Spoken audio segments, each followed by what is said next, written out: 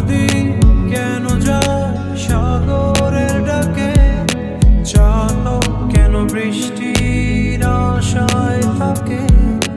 যদি বুঝতে চাও